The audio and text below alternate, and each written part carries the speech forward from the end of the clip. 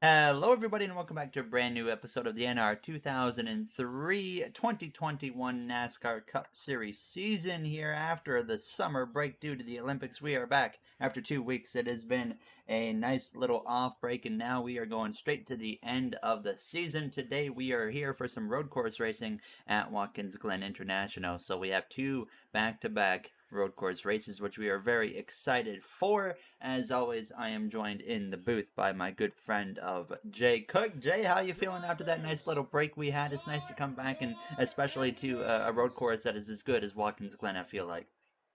Yeah, it was a nice couple off weeks. Nice time to recharge and be ready to end the season, both in NR and real life. Oops, a little thing. But it is good to be back. It's also especially good to be back here at Watkins Glen. This track has always been exciting, except for the year that we had the large spoiler. But this track has always been exciting and always been a good track for the Cup Series. And now, at least in real life, we're here with all three series this time around. So that should be extremely exciting. Can't wait to see the trucks race here tomorrow. So I'm expecting a good race here in NR. The road courses this season have been either absolutely wild or have just been straight up entertaining with good racing. So either way, I think we're going to have either one of those races here today at Watkins Glen, at the virtual Watkins Glen on NR 2003. And I think we're also going to see another shakeup in the points for the playoff positions. And of course, we'll be going over the playoffs all race long. You notice in the top of the screen it says 63 laps. We are not doing 63 laps. It is a 50 lap race here at Watkins Glen. 63 up there just for potential overtime if necessary. Stage 1 is 12 laps. It comes to a close when we hit lap 13. Stage 2, 12 laps as well. It will come to a close when we complete lap 24, hitting lap 25, and then the race will be official when we hit lap 51, unless we do have a late race caution forcing overtime here from Watkins Glen. Just two spots remain in the playoffs now on points. So that leads into a very close, tight battle that we are going to have today, and we are going to talk all about it now. But we're right in these final races of the regular season, just 4 races left in the regular season starting today. And after today, it'll be the final 3 races, which it's crazy to think how quick we've moved throughout this regular season. So coming into this race right now, Matt DiBenedetto, the last guy in, 14 points above the cut line over Tyler Reddick, the first one out. Jay, DiBenedetto starts ahead of Reddick before we get going green. Who do you have between those two here at Watkins Glen? I think I have to go with Reddick just because he's improved so much of these road courses over this season. He came in at the start of this year at our first road course back at the Daytona road course and said that this is probably his worst type of track, but he really worked on it, especially with the amount of road courses that we have on the schedule this season. And he's improved a ton and he's gotten a whole lot better. But the thing that's hurt him already is he was starting in an awkward line. I think he might have gotten himself in a little bit of trouble there in those last couple of turns, and it's awkward for the AI. So he might have just lost some positions due to that. But I still think he's going to have the stronger run. But he's also got to watch out for DiBenedetto, who A, starts way ahead of him, and B, has been on a good roll as of late as well. I believe that's the only time we're going to see an awkward start like that. I think it's just due to the double file, so that kind of messes everything up right there. But hopefully, we're not going to see that throughout the rest of this race. Now, you got to watch out in this bus stop, heavy braking zone. A lot of potential for some chaos, especially when they go side by side. But up front, it is all clean as Truex though goes through the grass. You see Kyle Larson. He went a little bit wide right there. Now is in the background. We're keeping an eye on Tyler Reddick for sure today. He's going through the grass as well. But everybody, nonetheless, keeps it clean here from Watkins Glen. Now Ryan Blaney up front. He won the last time we went to a road course at Road America. Chase Elliott, of course, you always have to watch out for him running in P6 right now into that penultimate turn. But, I mean, right now we see the Penske duo of Blaney as well as Logano running up at the front. And Kozlowski running in the top 5. So all Penske cars right now looking very strong. Jay, I mean, we look at P3 right now. Alex Bowman, we know he is in a must-win situation if he wants to make it into the playoffs here this season. I wouldn't really pick him to be a potential candidate here today, but, I mean, you never know what's going to happen. He could very well sneak his way in and then just make it one spot available in the playoffs, still with another road course and a super speedway on the way. Yeah, it's kind of wild to me is we're 14 or sorry, we're 4 races to go into this regular season, and there's already been 13 different winners. We only or 14 different winners. Sorry, we only have 2 spots left for points on the grid. I did not expect that already, especially I don't even know if I expected that to happen in the entire season. at all. But we're down to Chris Buescher, who's 40 above, and DeBenedetto, who's 14 above. And we still have guys like Tyler Reddick outside the playoffs, Martin Truex outside the playoffs, Kyle Busch outside the playoffs. And then Bowman is 116 points down. So he is virtually out points wise. He has got to look at winning. He's kind of been in that situation for the last 10 weeks or so. Based on that team's performance, he's got to find himself in victory lane. Otherwise, he has no chance at getting into the playoffs. But Martin Truex Jr. and Kyle Busch have slowly been making up ground. But at this point, they've got to go from slowly making up ground to making up big chunks. They can no longer chip away five or 6 points a race. They've got to do 10, 15, 20 points, or maybe even get a win. It is now down to the final 4 races. It is crunch time, and for Martin Truex Jr., two of these races left are road courses, and that's extremely good for him with how good he is at the road courses. And right now we see him running in the 8th position. So doing what he needs to be doing. He's 36 below the cut line coming into this race, so he needs to be getting stage points every single stage. He needs to be running top 10 at the absolute minimum. Same for Kyle Busch, who's now was really close to being back in the playoffs, but then one rough race puts him back to 47 points below the cut line. So he currently is just outside of the top 10 by a few positions, as he needs to be beating drivers like Matt DiBenedetto, but unfortunately for him, he's not getting any stage points right now, and Matt DiBenedetto is right behind him. And another guy that we look at is Chris Buescher, who at one point this year was the regular season points leader, and he was just having a tremendous season. Now Jay comes into this one 40 points above the cut line, and we see him continue to fall down the order week after week. And right now, at this point, P16 for this guy with 40 points to buffer over the cut line is not going to cut it anymore. Yeah, these races this summer has really been a massive struggle for that 17 team. He surprised us all for the early part of the season, early quarter, maybe a little bit into the second quarter of the regular season, where he was the points leader, and he had it by a pretty good margin at one point. And then all of a sudden, out of nowhere, it just kind of started slipping away, and then it really started falling away quickly. And he went from being the points leader to now only 40 points above the cut line. And kind of the same thing for Reddick. Reddick was in the playoffs by a pretty good margin as well, and now all of a sudden he's out of it by a pretty, not a considerable mark, but certainly he's out of it by more than he wants to be. 14 points is a good bit to make up, especially when he started so far back and is still so far back in his field today at Watkins Glen. So for now, I think Chris Buescher's really just got to get into damage control mode and stop having bad finishes. Just if he can get near the top 10 for the rest of these 4 races, as long as there's no new winner, a top 10 or close to a top 10 finish is all that team would need to keep themselves inside the playoffs. They only have to survive 4 more weeks. So they really just right now have to hope that no new winners happen and that they can get at least a top 15 or near top 10 finish. I guess the goal really is no new winners and then try to not give up 10 points per race. And I mean, they would mathematically advance into the playoffs. All single file right there. You're seeing, though, a move from Kurt Busch into the braking zone into turns 1, but can't quite complete the pass right there. Joey Logano did take the lead from Ryan Blaney recently there. So Logano out in front. He's already locked into the playoffs with a few wins on the season. So we'll see what he can do this year in the playoffs. Now, as I mean, we look into next week already, by the way, closing in on the halfway point in stage 1. They will not need to pit in stage 1, shouldn't need to pit in stage 2 unless they decide to maybe stay out at the end of stage 1, but they will, if it stays green in stage 3, have to make a pit stop. Now, as you see, Keselowski actually under some pressure from Kevin Harvick there, holds him off, but Harvick's going to try and go around the outside through the carousel. Not quite going to work right there, but Jay, we look at what's coming up next with the Indianapolis road course. Cup guys have never driven at that racetrack or at that version of that racetrack, so obviously we saw what happened at COTA this year. You know, it's a road course. We know who to expect to be strong, but when it's a road course that no one's ever driven at, it opens the door wide open for just potential chaos. So I think not only that, but we have Michigan, which is going to be a full-on plate race. I have done some testing there already. It is going to be a full-on plate race, just like Daytona will be. So the next 3 regular season races, in my opinion, are up for grabs for anybody. Yeah, these last, I really. Kyle Larson! Here. Kyle Larson just got dumped by the 10 of Eric Almirola. Hold up, let's make sure everybody gets around. It looks like everyone's going to be okay. Anthony Alfredo's going wide up at the S's there, but everybody else looks to be okay. As, yeah, Alfredo's still having a tough time, but thank goodness they keep it clean. They still have to race it back. So, Jay, continue on with what you were talking about there.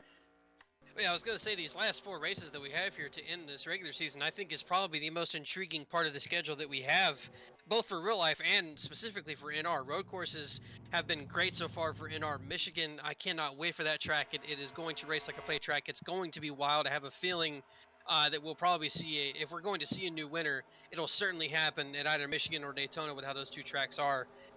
So I cannot wait for those final 2 races. Those should be wild. And who knows, maybe we'll wind up seeing some kind of crash out of one of those races that takes out a playoff contender early, like Chris Buescher or Matt DiBenedetto, and all of a sudden now we've got a really interesting points race going on. But just hopefully we have clean races at those tracks and we get to see it come down to the finish, and hopefully we wind up having extremely good races and extremely good finish to the regular season here. So the caution is out. Kyle Larson, his kind of late summer towards the end of the regular season slump continues now. He was on fire in real life and in NR at the literally same time, and then he's kind of fallen off at the exact same time. It's really weird how that works. We're going to get a replay in just a moment, but this could definitely add some strategy right here, because if they pit now, I think they can make it to the end of stage 2, but they would be giving up potential points here if we have some mixed strategies. But before we get to the pit stops here, let's get a look at what just happened between Kyle Larson as well as Aric Almirola. Here's a look right here. Kyle Larson going side by side into turns 1 with Aric Almirola. Right here, you're going to notice they come together, and Jay, I think Almirola just got frustrated and didn't give him any break right here out of turns 1. Yeah, he really didn't. You can kind of see there from that rear angle. He goes to the left a little bit off of the exit of turn 1, but it also seems like Larson might have came to the right some. So those two might have just been frustrated with each other, not thinking correctly, in the moment, and just came together.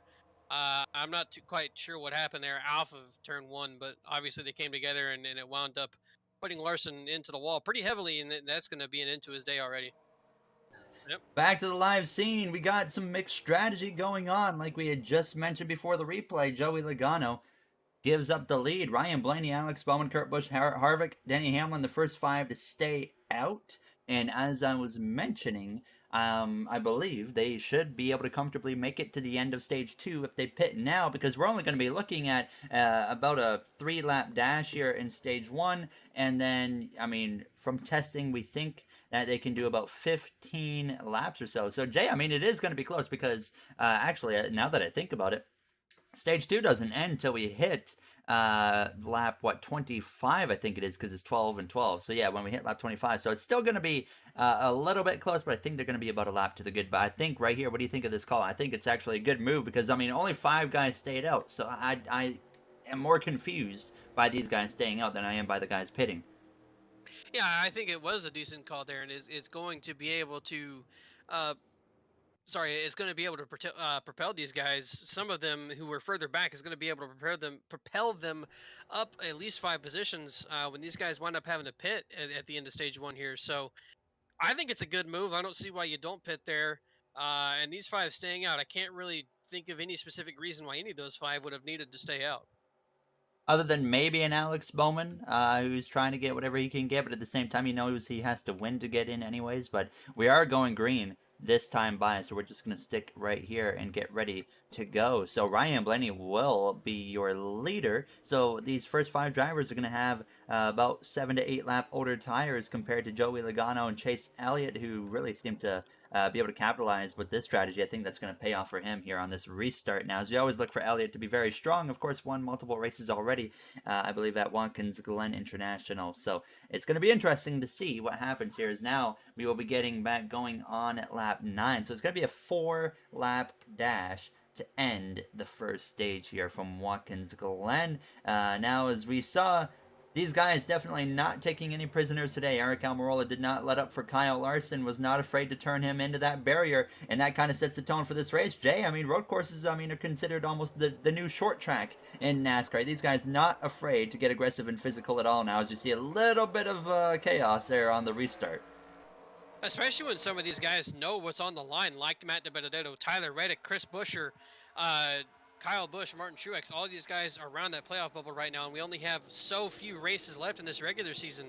These guys are going to be aggressive, and Alex Bowman as well, who needs a win. These guys are going to be aggressive to get the positions they need to put themselves in a good spot as DiBenedetto saves it. Wow. That would have been terrible there for DiBenedetto to be taken out this early, but he's able to save it. He's going to lose a couple spots here up the S's, but that is much better than winding up with a crashed car. We'll get a replay of that here at the end of stage one, or if we get a caution beforehand. But a big save it looked like. I believe him and the 24 William Byron came together out of turns one from the looks of it. Kurt Busch did get past Alex Bowman now, as we got a lot of chaos there. And actually, DiBenedetto's going a little bit wide now through the grass and almost airborne, I think he went there. DiBenedetto's having a very rough lap back to green flag conditions. And now, Jay, on his back bumper, we got Tyler Reddick, who started way behind him. So it just shows how crucial it is to hit your marks at this racetrack, because a couple of mistakes, now he's under threat from the guy that's trying to beat him for that last spot in. Yeah, this all started with that awkward restart there. I believe I saw him in part of that, and he was getting kind of shuffled out, and guys were making moves around him, and just awkward lines for these AI on restarts. And unfortunately for him, it put him in a bad spot, and it kind of sparked the whole entire lap having issues.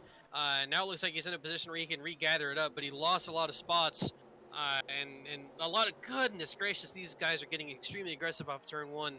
But yeah, it lost to Benedetto a bunch of spots, and now he's going to have to regain. And those are crucial spots. It looks like Tyler Reddick is pitting early. I'm not too sure if And the this strategy is 24. going to work out. And the Uh, 62. I believe these guys just pitted, so they might have been doing that to make sure they can make it to the end of stage two. And I mean, if they're able to make up, if these guys here who already have pitted cannot make it to the end of stage two, that could be a genius strategy call from somebody like Tyler Reddick. But if it doesn't work out for them, they may have just cost themselves a ton of spots and track position. We'll have to see if that works out. We are coming up here to 2 laps to go in stage one. Blaney, Kurt Busch, your top two. Harvick trying to put some pressure on Alex Bowman. Then you got the first driver on fresh tires, and that's Joey Logano. And Joey Logano on back is all on fresh tires here. So maybe they could have also potentially, it's unlikely that 4 drivers would have got penalized, but it is a possibility. But I doubt that is what happened here. Now, is definitely all of a sudden are finding we got to watch out in turns one. It seems to be a bit of a location for these guys coming together, but it looks like everybody's getting through here pretty good right now. No contact there between Custer and Chastain. Both of those guys were able to sneak a win earlier in the season, by the way. They are going to be in the playoffs, as they are all comfortably inside the top 30. But now we're seeing Kurt Busch, Jay, as we're closing in on the final lap of stage one, close into the back of Ryan Blaney, a guy that we never really talk about when it comes to road course racing. Actually, missed the last road course race at Road America, so we never really talk about him when it comes to these racetracks. But here he is today, really stepping up to the plate. We know next season he's likely going to be at 2311 Racing, which is a huge moment for him. Not confirmed at all, but here he is stepping up to the plate, especially later in this regular season, both in this game and IRL. Yeah, I think that just goes to show how strong Kurt has been this entire season on the NR side of things. He's been strong in real life as well, but his season, so far as the NR season goes, has been extremely good, and he's been performing very well. Kurt Busch is always a guy who's very competitive, but as far as this NR season goes, he has been, I think, above what you and I both expected him to do. And here he is challenging Ryan Blaney, who's been another really strong guy at road courses so far this season. So I mean, obviously Kurt Busch lately, I think we've seen a lot of battles between him and Ryan Blaney. So I think recently he's really started to turn it up. And there they come through out of the S's down this long back straightaway towards the bus stop. Is Kurt going to take a look here? It might be a little bit risky, but he wants a stage win.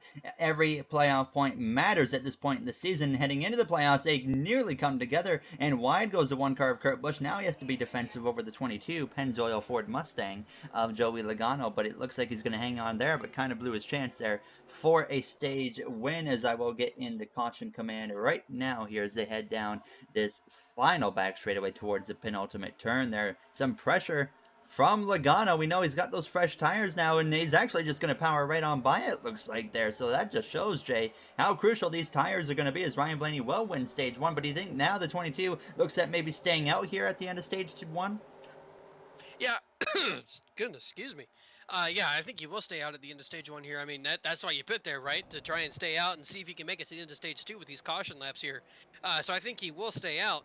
And then, Ryan Blaney is going to fall way far back when he does pit, and along with Kurt Busch, Kevin Harvick, and I can't remember the other couple that stayed out. But they will fall way back on position here.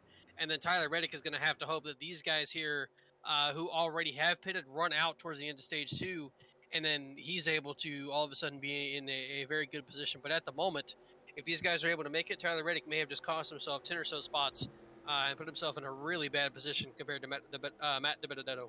So before they go to the pit lane, we are going to get a look at what happened there with the Benedetto on that restart. By the way, all of the drivers around the cut line, none of them got stage points, so nothing changes at the end of stage one in terms of the playoff situation. So let's get a quick look here before they come into the pit lane at that big save from Matt Benedetto, which could potentially be the game changer if he makes the playoffs or not. Here's a look at what happened with the 21 Wood Brothers driver of Matt DiBenedetto. Jay, as you were mentioning, everything kind of went wrong for him right here when everybody seems to get stacked up, and I think this is something we're going to be dealing with for the rest of the race, but that right there kind of put him in an awkward position to begin with. Yeah, it seems like there's some kind of stack up there coming out of the next to final corner. And when he does that, he tries to get next to Kyle Busch, but then he can't pass him.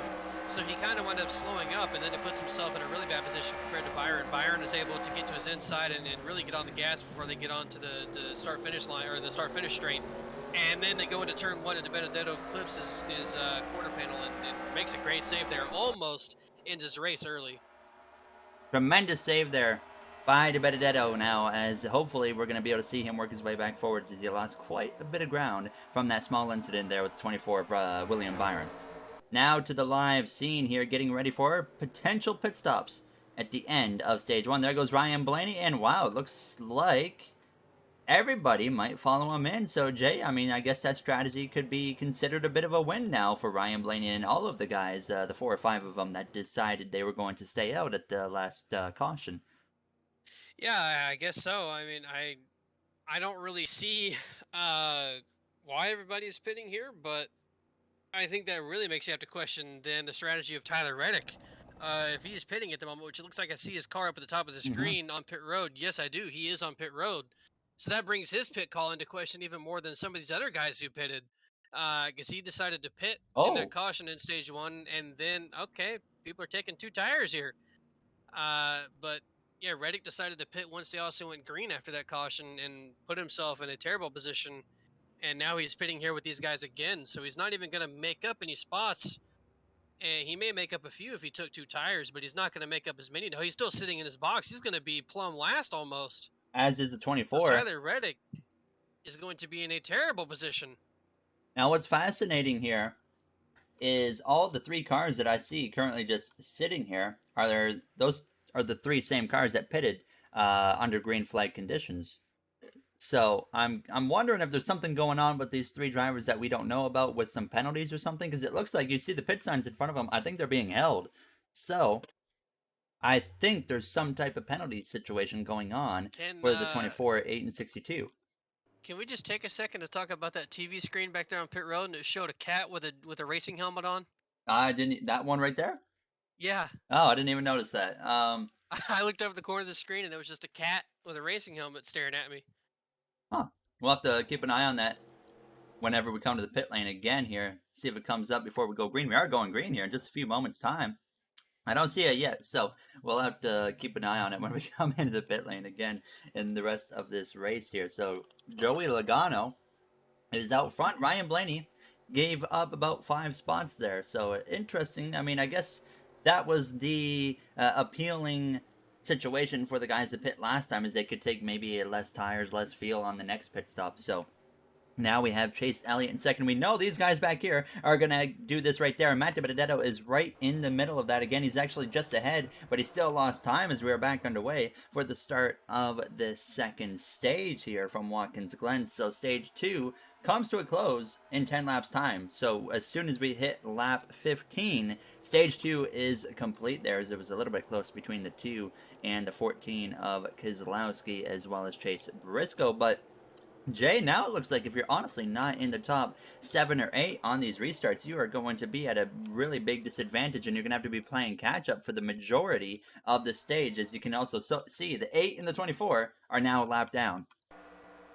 Yeah, I think that these guys who are further back, I mean, I really think even outside of the top 10, you're really going to get stacked up on these restarts, and then you just have to play your cards right and make sure that you don't have anyone to the left or right of you, because if you do, you're going to have to be dealing with them, and you know, it's going to slow you up on the restart, and you're going to be put at a disadvantage like we've already seen with a couple of guys already. So the stack up is going to be something to really watch for.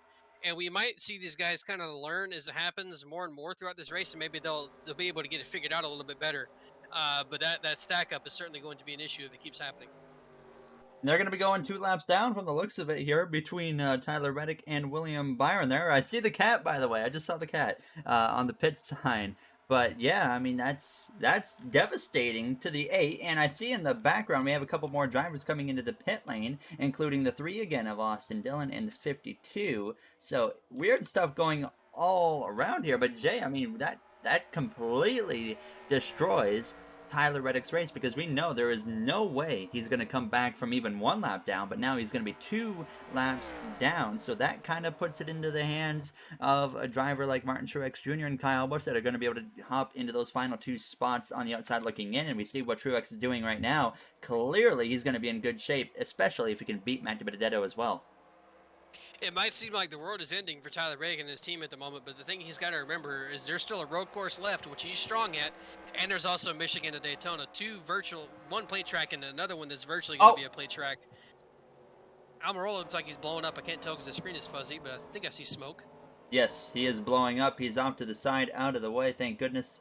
Nothing. Oh my goodness. Oh my goodness. Well, the 16 of Kyle Sgrala went a little bit too wide, and I don't know if there's a caution or not. Let's get a look. It looks like, no, we're keeping it green here from Watkins Glen, but the 16, I mean, the 8 and the 24, by the way, back on the track. But what a moment that was right there. Kyle Sgrala, I guess, decided to keep it pinned when he went really wide out of the carousel, and yeah, sure enough, look at the damage on that car now. He's going to have to not come into the pit lane, apparently. So, a little bit of chaos here to start stage 2, and as we still see Joey Logano out in front. But, I mean, you were mentioning, Jay, I mean, even if Tyler Reddick's race is now pretty much over, still with him on the track anyways, but he's going to definitely be a lot of points out after this race, or at least should be. But we have those 3 races. We got a road course still. We got Michigan and Daytona, which we know are going to be plate tracks. I feel like you can go into,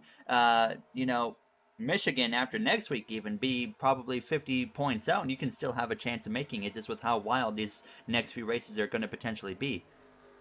There's also a long way to go in this race as well, and we know how these races can really turn, especially in stage 2 and stage 3. So it's very possible that if he's able to keep himself out on track, even 2 laps down, maybe he gains 10 or 15 positions if we start having a whole lot of wrecks. So that's the other thing he could potentially do as well. But if they wind up finishing where they are right now, which is down in 38th place, if they wind up finishing there, actually he'll gain up to 37th due to the 10 DNFing. But if they wind up finishing down there, they still have those 3 races to look forward to. I think that he has to go from, at this point, looking at points, he has to go from that to looking at getting a win. He has to throw getting points out the window, and now they have to look at either winning at Indianapolis GP, or they have to win at Michigan or Daytona, which is those 2 tracks are a very high possibility that he could win. So I think that's what he's got to look at now if he doesn't gain any points and he finishes where he is now. One thing I didn't think we'd be talking about here is lap traffic and being in the way. This is going to be interesting to see how these guys work their way around the 78 of BJ McLeod. I should mention, by the way, Indianapolis GP. I was looking once we started the regular season break for an Indianapolis GP, and I'm pretty sure I found one, but it was something like you could only have like 30 cars or like 27 or 28 cars on the grid, which was a little bit awkward, obviously. So I'm not sure exactly how we're going to go about that, but what I was thinking is, if that's the only version we can find and that's the one we have to go with, now is we're having a few frame rate drops, which is a little bit weird, as I'm not sure what's going on with that. But anyways, if we have to go with that Indianapolis track, what I'm thinking is, oh my goodness, what is going on here? But we might actually have to take all the back markers out of the race, Jay, and go with that, which would be, of course, a little bit awkward for us, but might be what we have to do. Yeah, I'm not too sure if we'd be able to find a solution to that, but if we wind up having to take those back markers out, then I guess that's what we'd have to do. I've actually never looked at finding an Indianapolis road course before, or I've never even tried it myself, so I'm not too sure what there is to solve it, but we can try. I'll try looking around this week and see if I can find a different version. So Joey Logano Closing in on the 78. We're going to go for a very quick break here, actually, see if we can get these frame rate issues dealt with for what's going on there. But we'll come back here in just a few moments' time to decide the end of Stage 2 here from Watkins Glen. Welcome back from Watkins Glen International. It looks like we got our frame rate issues solved. Not sure what caused it, because literally as soon as we went to the break, it went back to normal. So hopefully we are good for the rest of the race. But you can see Joey Logano has not gotten past the number 78 of BJ McLeod. He had one look into the bus stop side by side, but couldn't actually complete the pass. So unfortunate for him there, as he's going to continue to work on the 78. Chase Elliott still runner-up in second place. You got Ryan Blaney there in third place, and then in fourth is Martin Truex Jr. But rounding out the top 10 right now is the 17 and the 21 of Buescher and Matt DiBenedetto there in ninth and 10th. Jay, 1 point right now for Matt DiBenedetto, still nonetheless is going to be crucial. With no matter how wild these races are, it can still be very close when we go into Daytona. So every point matters for him, and right now he's under a lot of pressure from that number 11 car from Denny Hamlin. Yeah, crucial points for both those guys are the 17 and the 21. The last two drivers inside the playoffs based on points at the moment. And Hamlin has been really aggressive these last couple laps of DiBenedetto. Looks like he's going to get the pass done there in the S's. But now DiBenedetto, he can try and make an aggressive move down here to the bus stop. He can maybe try and send it.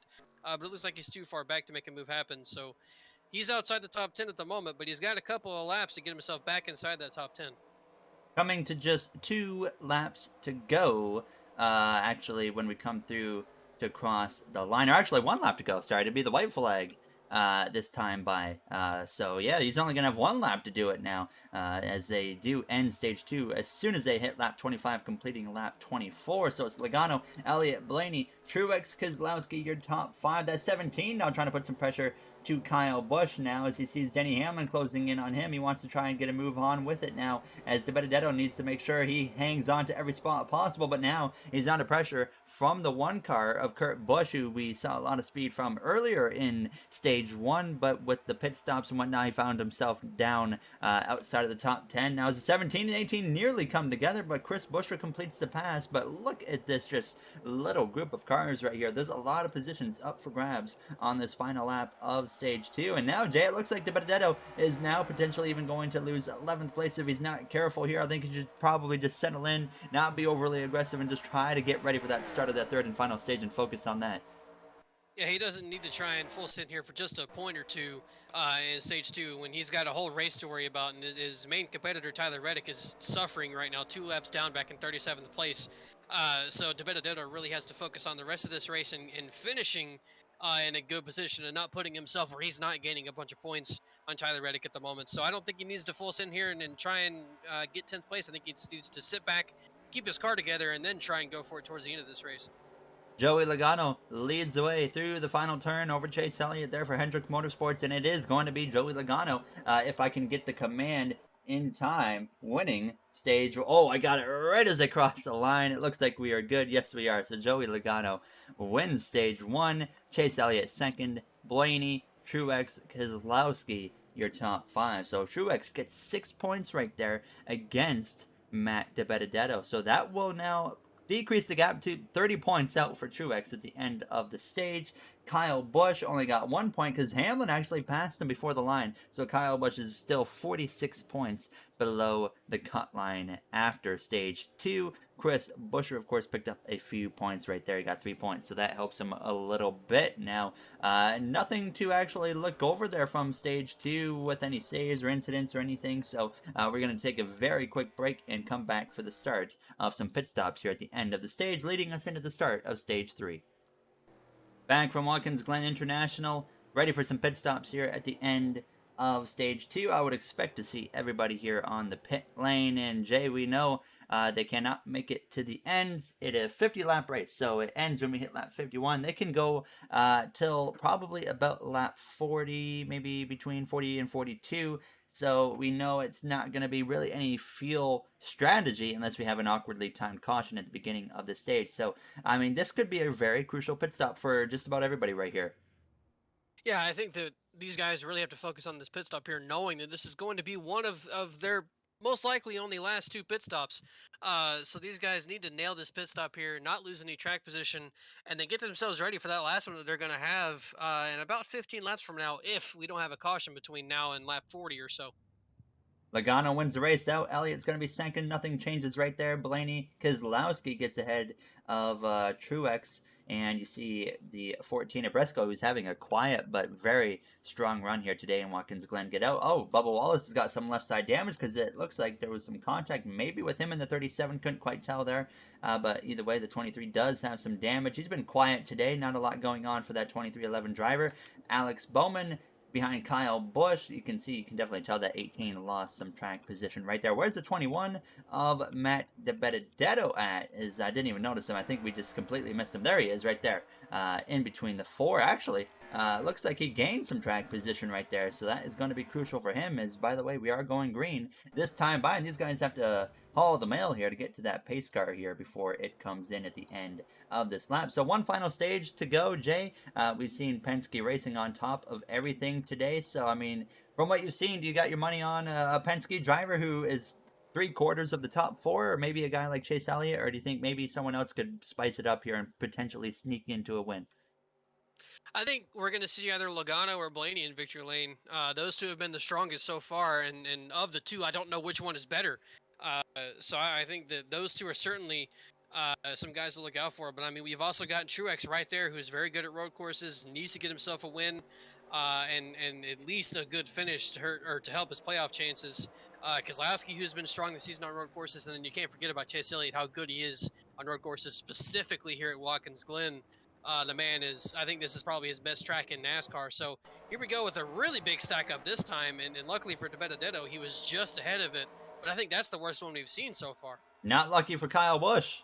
He was a part of that, so very unfortunate for him. But yeah, the 17 and the 21 both got away from that before they were caught up in it. So they were okay. Watch out in turns 1 on the exit of the corner specifically. Could see some contact made with some drivers, but looks like it is going to be clean down into the S's area. You see Daniel Suarez. He's been another guy that's been kind of quiet today. He won his first career race in Pocono about a month and a half already ago at least, and now he will be in the playoffs. So it's going to be exciting to see what he's going to be able to do with that Trackhouse Racing team. Jay, obviously, we know Trackhouse just announced that Ross Chastain will be teammates with Suarez in the 1 car next season over there with the new next-gen car and whatnot. What do you make of that announcement? I think we all saw it coming. One of those another kind of badly kept secrets. It was kind of highly rumored, and finally they made it official. What do you make of that move there for Trackhouse? I think probably financially, or realistically, a better decision for them now. It's a driver with talent and still got quite a few years in him, of course, still being, I think, in his 20s and whatnot. So it kind of made sense for them to stick with Chastain. Yeah, of the options out there, aside from Kurt Busch, who, I mean, I think at this point we all know he's going to wind up going to the 23XI. That's another badly kept rumor as well. That, you know, it seems like he's going to be the front runner for that car and probably go to that car. So aside from everybody, or aside from Kurt Busch, everybody that pretty potentially looks like a driver that could go there at this moment is kind of in the same boat as Chastain. They don't have sponsorship money, so you know, Trackhouse, when they're looking at who they could sign, if all of them don't have sponsorship or don't have money to back them up, then I think Chastain was the obvious choice, because he's a young guy just getting into the sport, especially just getting into the Cup Series. This is his first full-time year, and he started off kind of rough, but he's looked better as of recent, and he's gotten more comfortable with the car. So I think that it was the obvious choice for that team to do. And, you know, especially if they're able to find sponsorship for him, I think Chastain is an extremely marketable guy, and one that sponsors and companies will like and will want to sponsor. So I don't think it'll be hard for them to find sponsorship for him once they start looking, and they may have already gotten that car fully sponsored. They just haven't announced it yet. So I think Chastain was the obvious move for them, and long term might be good, but for now, until he finds his way, and especially when we move on to the new car, he might struggle for a bit. But I just have to say personally, I'm not a fan of the move. But I can see why Trackhouse did it. I mean, why not, right? You know, young guy just coming into the sport, you got to take a chance on that one, especially when they have first dibs at getting them. Yeah, both of us can agree. Personally, not a fan of the move as a Trackhouse fan myself and Suarez fan. Definitely not a fan of the move. But nothing we can do about it. Of course, we don't run the business now, as we're seeing Logano continuing to lead the way. A little over 20 laps to go here from Watkins Glen. Now, Blaney a little bit sideways there going down into the carousel. So, just a few more road courses remain after today's race. We got, what, the Indianapolis road course, and then I believe the Charlotte Roval already is the final one. And obviously, the most road courses we've ever had in the NASCAR Cup Series is this year here with, what, 7 of them, I believe it is. So I think, Jay, road course racing has become a very big part of the sport, and now you can't really get away with just not being good at road courses. That's actually, hold that thought, we have a caution on the exit of turns 1. It looks like Noah Gragson had a bit of a moment right there, so we'll get back on that topic later. So caution. Oh, Daniel Suarez is off the track as well. These guys do, I believe, I can't tell if they have to go around one more time or not, because I didn't see where the pace car was. I thought he was actually still at the end of the pit lane. Let's get a look. Yeah, pace car is right there, so they do have to race it back. So let's just keep focused on this for a second. But I guess we can really quick mention it. But you can't get away with not being good at road courses anymore, because it makes up such a large part of the schedule. You really have to put road course expertise into your resume nowadays if you're in the Cup Series and want to compete for a championship. And especially with the system that we have at the moment, you could maybe look at a guy who is a road course ringer, but then not that experienced with ovals. All that guy has to do is come into the car and run a full-time season, and then if he gets one win at those road courses, boom, he's in the playoffs. And then if he's just mediocrely competitive at all the ovals that we go to, then who cares? He still gets himself in top 30 in points, and he's locked into the playoffs because he got that win. So I mean, we could maybe see that strategy come along as well here soon if NASCAR keeps expanding with the road courses, or if they consistently keep the amount that we have now. We could maybe start seeing road course ringers become full-time guys again, maybe like Allmendinger, what he's doing now with the Xfinity Series. We may see him get an interest back in the Cup Series again to run full-time. We know he's going to be running part-time with Collie next season. Maybe that turns into full-time. So it could be a thing that we go from, bringing in road course ringers for the 1 or 2 races that we have a season, where we had 10 or 12 years ago, where there was always road course ringers, no matter what car it was, to now road course ringers for a full-time season to go and win a championship, or to go and at least compete in the playoffs. So I think that actually is something that not many people have pointed out, and that's probably the first time I've actually thought about it myself. And that actually kind of sounds exciting to me, that we could potentially see guys from maybe IndyCar or something have an interest in NASCAR, running full-time NASCAR at some point. So completely coming out of nowhere with that thought, but I think that would be pretty cool to see some road course guys come and do NASCAR full time. Let's bring a guy like James Hinchcliffe or something over to NASCAR. Yeah, His IndyCar season isn't going so hot, so maybe he can try out NASCAR, see what he can do over here. I mean, he's got a lot of road courses that he could potentially do something at. But before potential pit stops, and this would be an awkward time for pit stops if they do happen, let's get a look there. What brought out the caution? It looked like it might have been 2 separate situations, but let's get a quick look at what happened here to bring out the yellow. Here's a look at what happened. It was a very simple situation. Noah Gragson actually blows an engine into turns 1, and he would actually come to a stop right here out of turns 1 in the racing line and bring out the caution. But he wasn't the only one. Daniel Suarez as well, right here, blows an engine into the penultimate turn. He goes wide, but we believe that caution was due to the 62, because he was stopped literally in the racing line. Suarez goes all the way to the sand pit and pulls the car off, but the caution comes out, leading to potential pit stops right here, as we're going to go back to the live scene. Now these guys are likely getting potentially ready for some pit stops. Jay, we did notice there when you were looking, and sure enough, we got some pitters. But you noticed that a lot of the RCR drivers and RCR affiliated drivers are all having issues with pit road, and even mechanical issues apparently today as well. yeah. The 99 just blew up right there, who we know is a RCR prepared car. The 62, I believe, is an RCR prepared car, and he just blew up. And then we've also seen the 8 on pit road several times, sitting there for several laps. We've seen the 3 on pit road one of those times as well, and I believe he sat there for a couple laps as well. So maybe there's something going on today with those Richard Childress engines, and that might be why the 8 has been on pit road a couple of times. So I think that's something we'll have to watch out for, and hope that the 8 car does not blow up. Absolutely got to keep an eye on that now, as we got some mixed strategy. Truex had some contact with the 48. No damage to the car. Very lucky there. Kyle Busch. Oh, de Benedetto got a little bit of a piece from the 24. Any damage on his car? No, his car looks good, but look at Kyle Busch. I think something's up here now, as he is still in his pit box. So that is potential Just well, it's potential chaos for Kyle Busch now because as you see the cat just staring us down in the background there, I saw on the TV. But yeah, that is going to be big for Kyle Busch as clearly he is still stopped. And could this be a situation like we saw earlier? I don't know. So we're gonna have to see what's going on as we are going green this time by, and Kyle Busch is not moving. I'm not sure what is causing this to happen, but Jay, that's going to be a lot of points right there because he is my guess is we're going through the carousel. He's going to go a lap down and be in the same situation as Tyler Reddick, which could be, of course, race over for Kyle Busch. And now he's already going to have to put his focus to the next 3 races.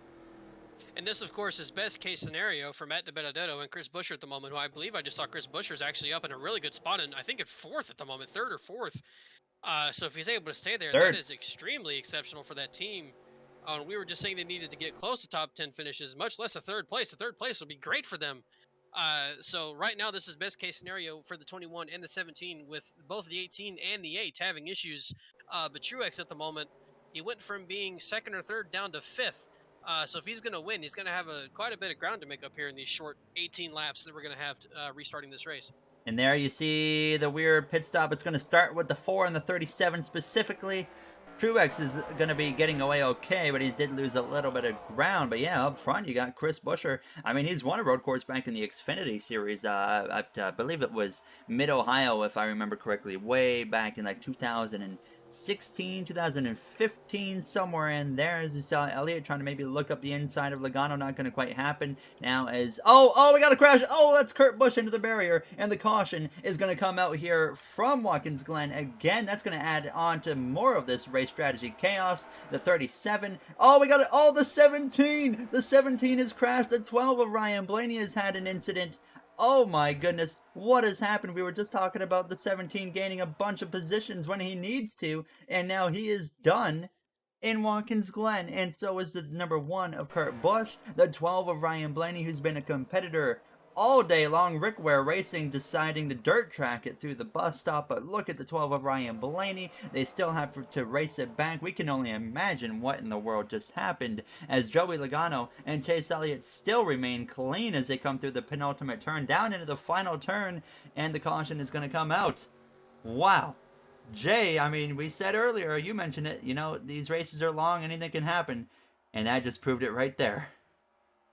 Always something you don't expect here at these races on NR 2003, and I don't know if I would call that the commentator's curse or what, with me picking Blaney earlier, and then also just mentioning the 17 was having an exceptional run for what he needed, and now all of a sudden it looks like he's going to be DNF'd from this race.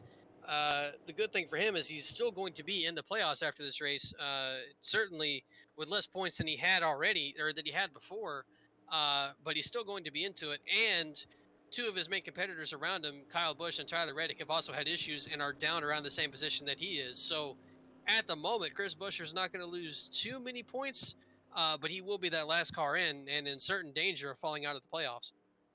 So if they pit now, they are going to be very, very close on field. That caution really has spiced things up. Let's get a look before we get to that point on 2 different incidents here. Kurt Busch and then the 17 and the 12 of Buescher as well as Ryan Blaney. Here's a look at what happened to the 1 car of Kurt Busch in that Monster Energy Chevrolet. We saw a lot of speed from him earlier. He hasn't been quite on it since then from stage 1, and it got a lot worse right here from him. He had some contact with the 37, and then he just gets turned right into the tires, and that is going to take him out of this race. But it got a lot crazier a few moments later up ahead. So Chris Buescher running in 3rd place, about to attack Chase Elliott right there. Gets tagged right here from Ryan Blaney. A huge hit at a terrible angle into the guardrail. Up and over he goes and nearly gets destroyed by Kevin Harvick and a few other drivers as well. And Jay, a huge impact. And look how many people came close to nearly smashing into him. That was actually a great job by all those drivers getting through there. I fully expected when we first went to the 17 and saw him sitting where he was, I fully expected us to have a 10-plus car pileup. Honestly, I kind of expected the entire field behind him to get caught up in that. So that was a great job by all those guys getting through there. I did see a little bit of contact up towards that group just behind Matt DiBenedetto as they were getting to the top of the S's.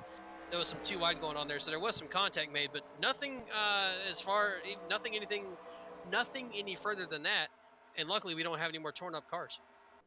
So there you see the 22 of Joey Logano leading over the 9 of Chase Elliott. Jay, I feel like it might be worth a shot trying to pit here. We know they cannot make it based off that last pit stop. I don't think they can save enough fuel, but if you pit here, it is possible to make it. So I could see maybe almost everybody coming in, or at least a few drivers attempting it. Yeah, I think we'll see pretty much everybody come in here. I don't Oh, see why not. And as soon as I say that, I am proved very wrong. You can make it oh, from here.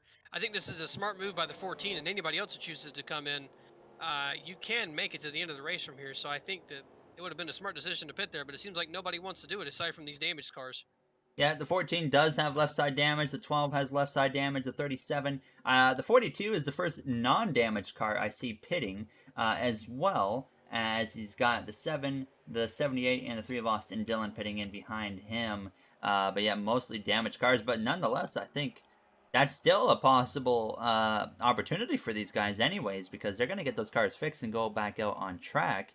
So I still think you could see a guy like Chase Briscoe potentially, after he gets that damage fixed, win this race. If everything works out, he's gonna have to beat a guy like Ross Chastain. Kyle Busch, by the way, back on the track. We should mention Blaney just took everything off there, but Kyle Busch is indeed a lap down. So very unfortunate for him. As you see, Briscoe is going to get the spot there out of the pit lane over Chastain. So we're going to keep an eye on these drivers specifically, because this could potentially, if things work out, could be the race for the win. So that's something we got to keep an eye on now, as we are going green once again.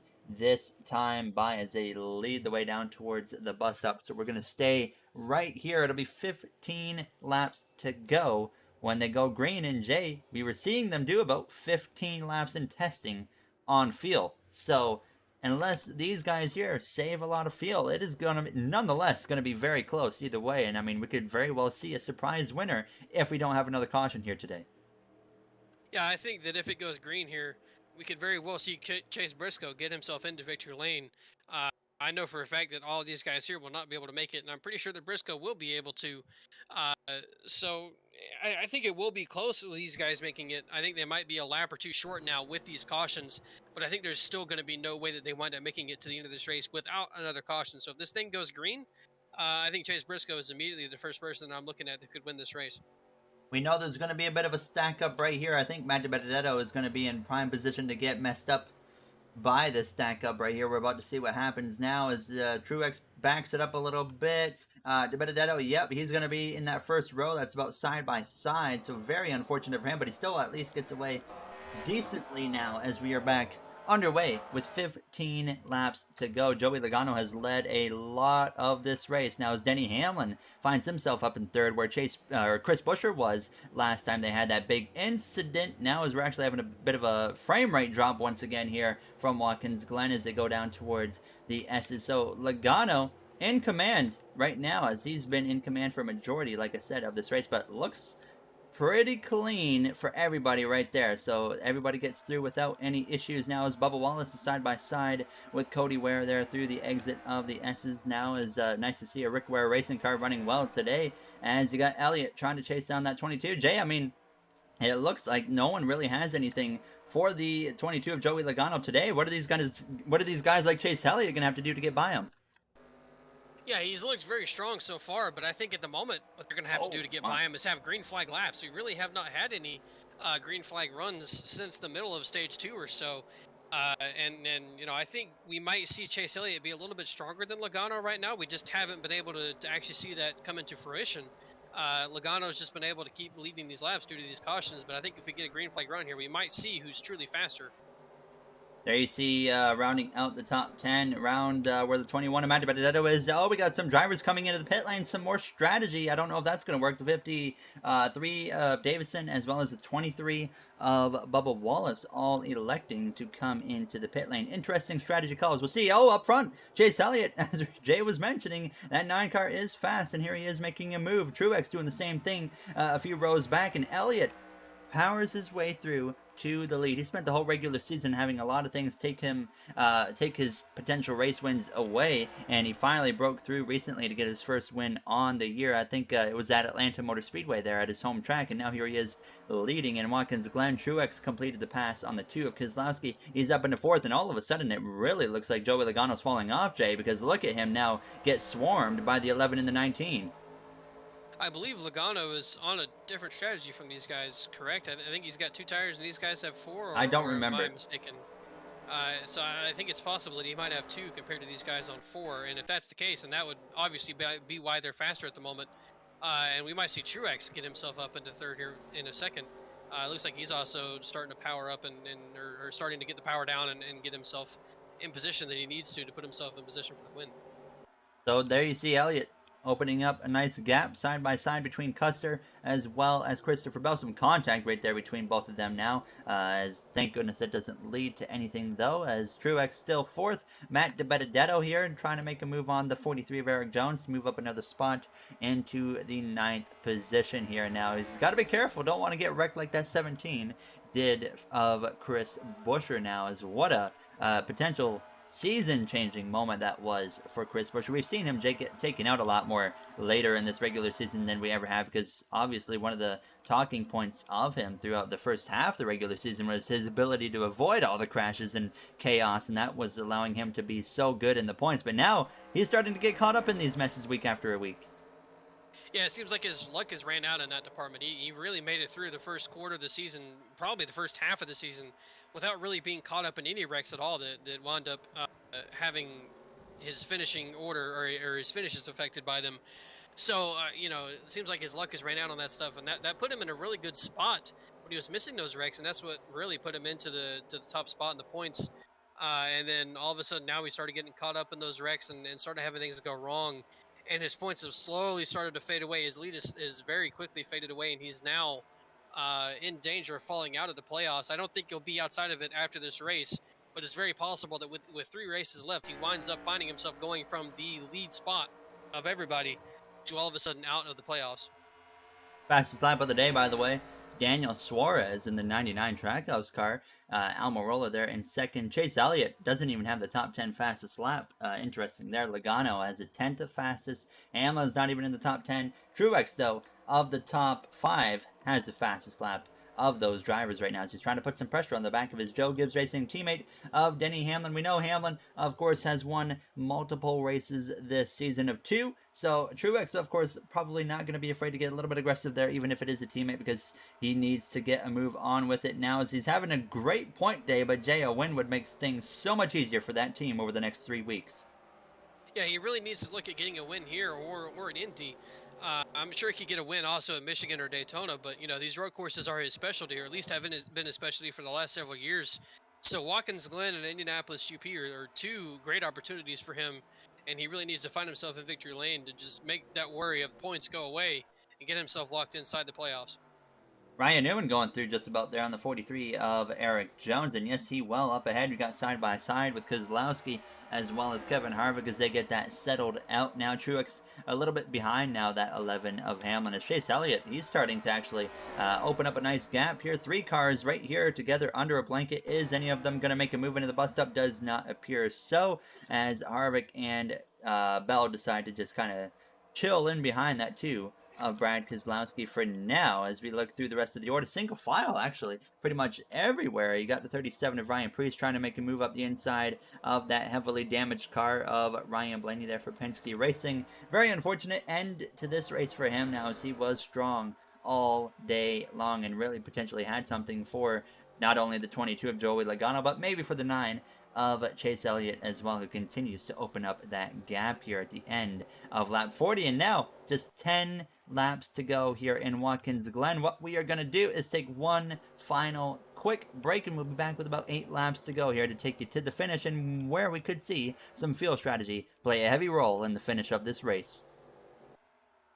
8 laps to go from Watkins Glen International. Chase Elliott now has a 1.2 second lead here over Joey Logano, Denny Hamlin, Martin Truex Jr., Kevin Harvick rounding out your top 5 here in the final 8 laps. Matt DiBenedetto is on the move late in this race, making some ground now as you see Hamlin and Truex again going at it, but it looks like this time might be the time. Yes, there he goes. He's clear of Denny Hamlin for that 3rd position. So Truex on the move, but Jay, we still don't think these guys can make it to the end of this race. I mean, we're looking at specifically between the 14 and the 42 of Briscoe and Chastain and whatnot, and we see the 42 of Chastain right there leading the way of that little section of cars that we know pitted. So it could be a potential Ross Chastain victory here today, which wouldn't change the playoff grid whatsoever. Of course, be a shock underdog winner, but wouldn't change the playoff grid. So if we're gonna have one of those surprise winners here today, I'm sure pretty much everybody around the playoff bubble is hoping it's this guy right here. Yeah, I think they would much rather have Chastain. In fact, I know they'd much rather have Chastain win than Chase Briscoe getting a win and putting himself inside the playoffs, and then we'd be down to only one final spot remaining without a win. So, and then it gets really interesting if we wind up having somebody new win today, and let's say somebody new winning next week. Then we have all 16 drivers locked in on points, and let's say we have somebody new win in Michigan. Then we go from focusing on solely on wins, then we go from back to focusing on points, and that would put Chastain, I believe, out of the playoffs if we wind up with that situation. It would either be it'd be Cole Custer. Sorry, Cole Custer would wind up out of the playoffs in that position. So we could be focusing on points again if we wind up getting 3 more winners in these final 4 races.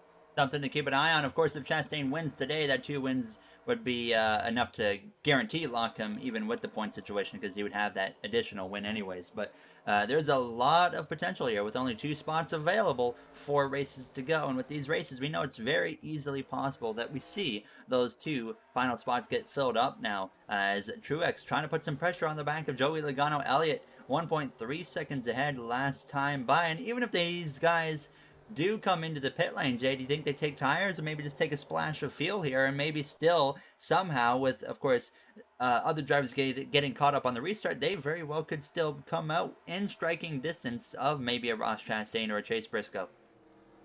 If these crew chiefs feel like their tires are able to make it to the end, then we might see them only take fuel. But I have a feeling these tires probably will not be able to make it to the end and do as long of a stretch as they want them to do. So we may see some 2-tire stops, or probably full 4-tire.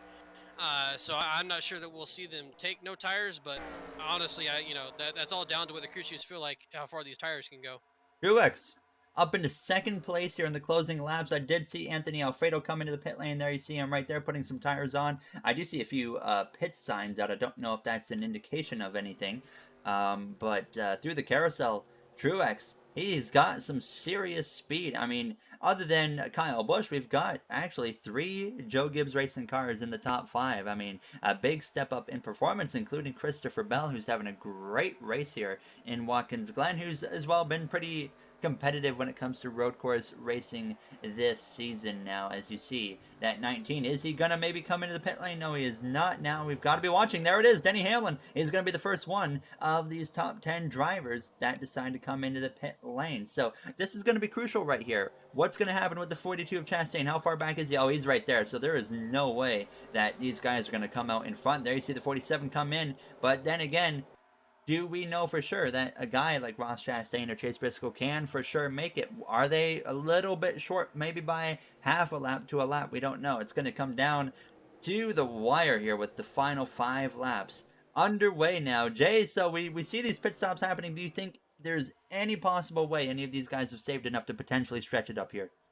No, I don't think so at all. I think there's a chance that the 42 and the 14 certainly are able to do that if they need to save at all.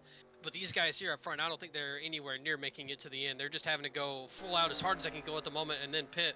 And for Denny Hamlin, I think that's an extremely smart move for him to do. Since we saw him take tires there, I think that means that everybody else is going to take tires. So that's really smart for him to get on pit road first and put the new tires on the car.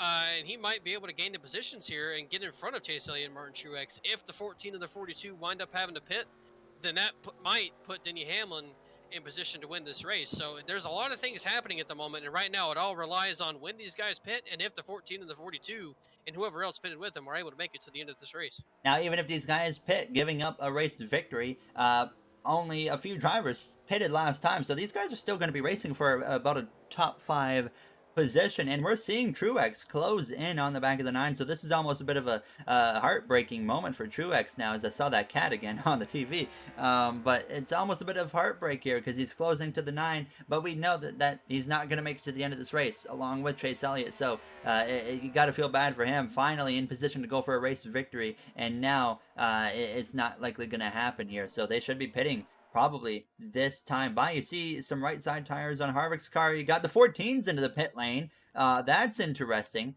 Oh, wow. Okay, so that puts it at Ross Chastain now. The hands of Ross Chastain. What is going to happen right there? We're going to have to wait and see. So there's 11 of Hamlin, who comes out way in front of the 4 of Harvick. So you can see how quick those tires are when you got a fresh set of tires, that is. So now it might be down to just Ross Chastain at this point here, as we are approaching 3 laps to go, and there they go. The 9 and the 19 come into the pit lane. The 20 car is going to come in. The 21 decides he's going to stay out. There's the 42 of Ross Chastain right there. And Jay, I mean, if he decides for some reason to pit, then it's right back to these two up here. But maybe Denny Hamlin's tires are going to be enough to get him out in front. Now, let's see. The 42 stays out, and so does the 34 and the 18 of Kyle Busch. So at this point, I have no idea what's about to happen. Neither do I. I think that I think the 42 is going to try and make it to the end of the race here. I mean, I don't see why not. We're down to 3 to go now. I think that he's going to just play all of his marbles and see if he's able to make it to the end. I don't see any point in pitting at this point. And kind of the same thing for the 14. I don't see why they should have pitted either. They were right on that mark to making it. You know, they have to go for a win. This was their chance. I don't see why they pitted there. That was, you know, kind of a dumb move in my opinion, but you know, who knows what their thinking was behind it. This is where we should be watching here. The 11. He's gonna make it out in front of the 19. Let's see if he makes it out in front of the 9. No, not gonna. Yes, good enough to get Chase Elliott. Wow, that could be it. Lead if nobody else or if everybody else pits. Let's get a look right here. These are the front runners right now. The 34 as well as the 42. It is going to be 2 laps to go. If the 34 wins, I don't remember if he pitted or not. If he wins, well, I mean, if he's in the top 30, he makes the playoffs, just like he has in real life with the Daytona 500 victory. So this is another big moment right here. Kyle Busch, 4th on track. He is a lap down. Do not focus on him. The 96 of Ty Dillon as well. And oh my goodness, the 34 and the 42 are pitting.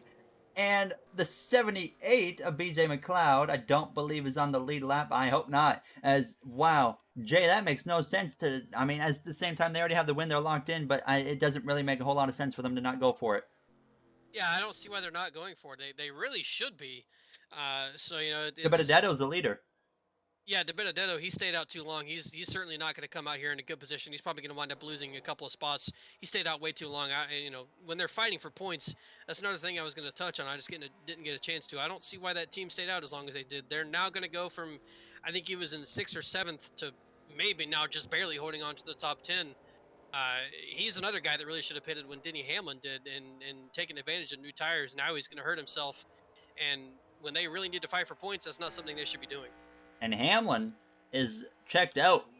He is in great shape. There is no way that the 9 of Chase Elliott or the 19 of Martin Truex Jr. are going to run him down before this race comes to a close. So a lap and a half remain here from Watkins Glen. I see some dust way off on the exit there of the bus stop now. But Hamlin clutched up by pitting earlier than everybody that was in about the top 10 area, and it's going to make the difference here today. He's got to still get through that penultimate turn and the final turn and get to the white flag here before this race comes to a close and becomes official now, as we're going to see him leading the way. I mean, obviously there's not enough time for that 9 car to get to him unless something goes wrong. So Jay, I mean, a great strategy call by the 11 team to get him out in front when it matters the most.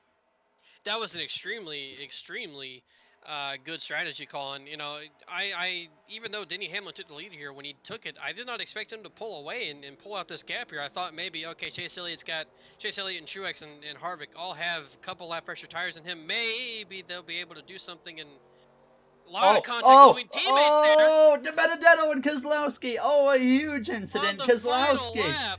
Oh my goodness, the race will be ending at the end of this lap. A huge incident here. Newman piles in the 43, the 24 they're going to get through, but oh my goodness, that changes everything.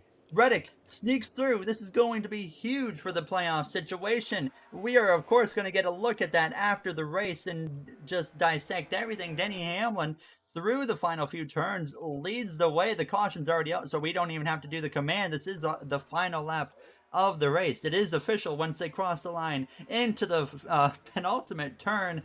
What a massive turn of events on the final lap of this race. Jay, as a Matt Benedetto fan, I'm sure is fuming right now at Brad Keselowski as Denny Hamlin wins in Watkins Glen in an unreal turn of events on the final lap. Elliott, Truex, Harvick, and Logano, your top five, as Martin Truex Jr. went from about a minute ago to gaining about 4 points on Matt DiBenedetto to gaining a good probably 20 points on Matt DiBenedetto, which could be huge at the end of this regular season. You see the tire marks there going into the guardrail. What a massive accident now as the race comes to a close. We're waiting for everybody to still cross the line. You see the 21 of DiBenedetto still limping around, and that is just heartbreak for Matt DiBenedetto here now, as I don't know if that DNF is going to put him down in 34th or if it's going to put him ahead of the first car lap down to Kyle Busch, and that in itself is going to be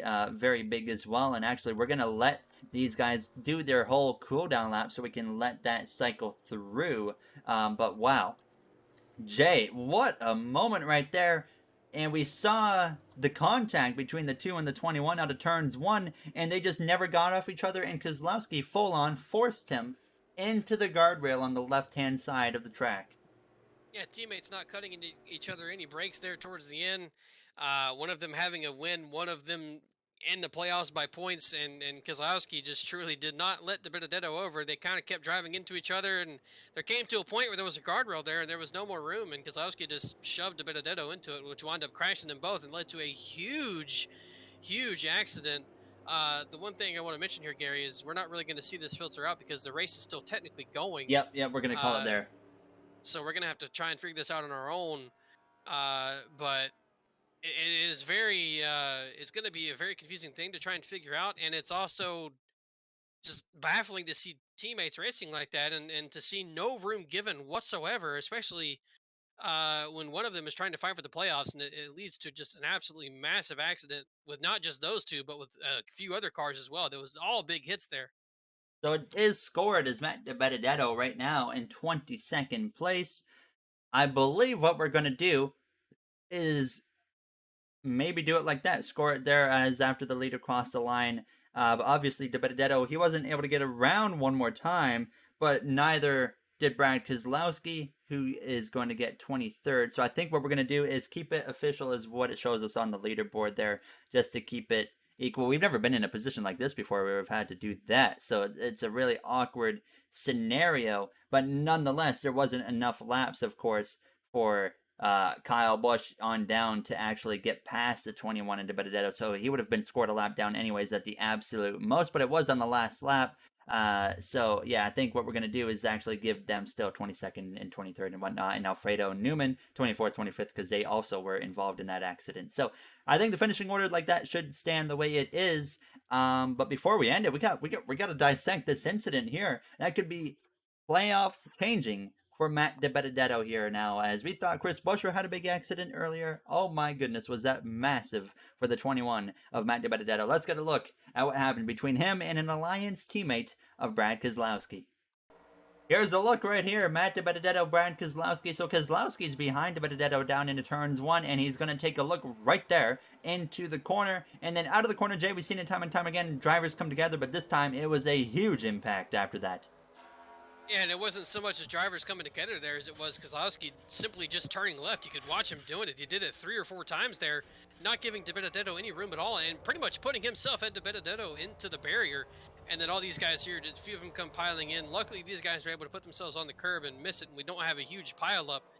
But I'm just, I can't get the reasoning of what Keselowski was doing there. He straight up was turning left, pushing DiBenedetto and himself over into that guardrail, and not only is it a race affecting move, but it's also an extremely dangerous move, and I don't get the reasoning why that was happening. I confusing to say the least. And let's get one more look at it. We're gonna look at the hood cam from the 21 of Matt DiBenedetto just to feel that impact that he had right against that guardrail. A huge accident there, and of course even for Keselowski, who went up and over as well. on board here with the 21 of Matt DiBenedetto. So Keselowski made that move up the inside right here in the turns one. You might see him come alongside him on the exit. There it is right there. Some contact right there. And Keselowski just turns left, like Jay mentioned, into the guardrail. And Keselowski, of course, is up and over at that point.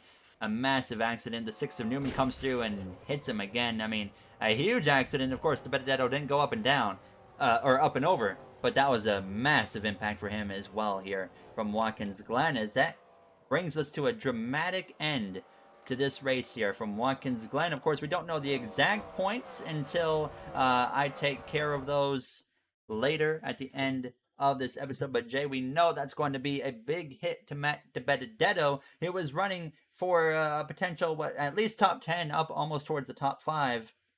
And instead is going to be credited with likely 22nd place. So he lost almost 20 points there in just one moment on the final lap, which was really no fault of to him, because Keselowski was the one running him all the way into the guardrail. But a huge hit for that team here in this late moment in the regular season.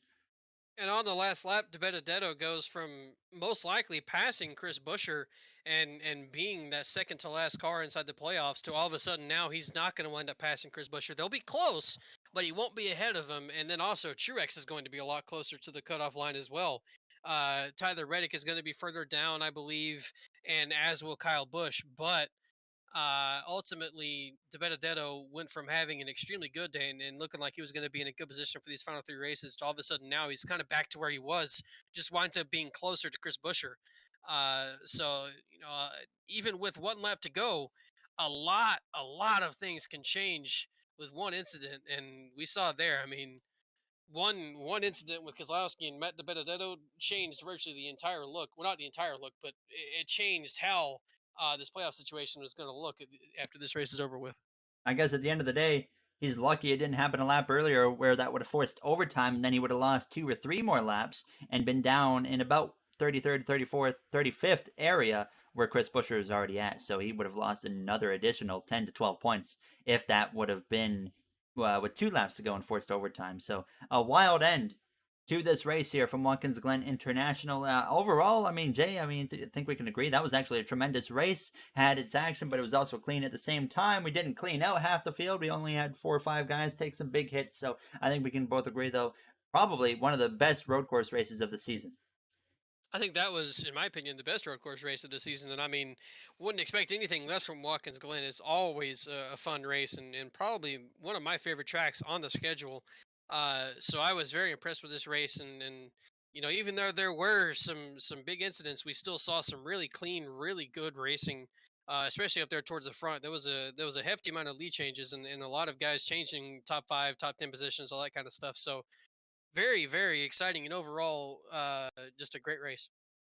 And next week, of course, we go into the Indianapolis GP at the road course. So very excited for that one, especially after a race like this. We're going to look for different versions of that track if we can. So that way we can have more than like 27, 28 cars. But if we have to do that, then we will lower the field amount. I've got a plan in place for that. If that is the case, we're taking out all the backmarker cars basically and still have all the competitive drivers. But yeah, that will do it for us today here from NR2003. Hopefully you guys enjoyed, and if you did, you know what to do. We'd like to thank you all for taking the time out of your day to watch this episode, and we will see you guys next week from the Indianapolis Brickyard Road Course. Have a great day, everybody.